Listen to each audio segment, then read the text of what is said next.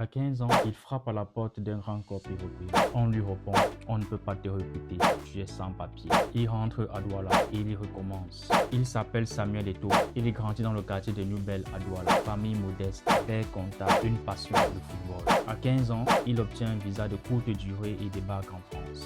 Il a un rêve simple, intégrer un centre de formation européen. Il frappe à la porte du PSG. Sans papier, le club parisien refuse de le recruter. Il retourne au Cameroun. Il ne se plaint pas, il ne parle pas, il s'entraîne.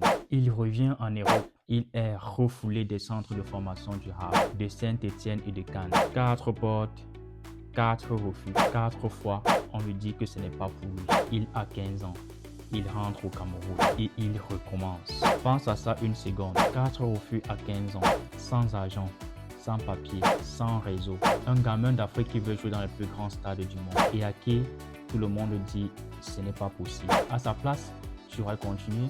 Lui, il a continué. Le Real le repère et il signe son premier contrat à 16 ans. Puis Mallorca, 70 buts en 4 saisons. Un record pour le club. Puis Barcelone, puis l'Inter de Milan. Et au bout du chemin, il devient le seul joueur au monde à avoir remporté le triplet historique avec 2 clubs différents. Quadruple ballon d'or africain, l'un des meilleurs attaquants de l'histoire du football. Ce gamin qu'on renvoyait chez lui, il a fini par faire trembler les plus grands stades d'Europe.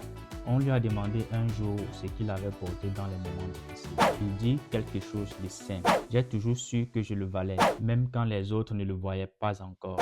Cette phrase, elle devrait être tatouée quelque part sur toi. Parce que les gens qui ont dit non à Eto'o n'étaient pas méchants.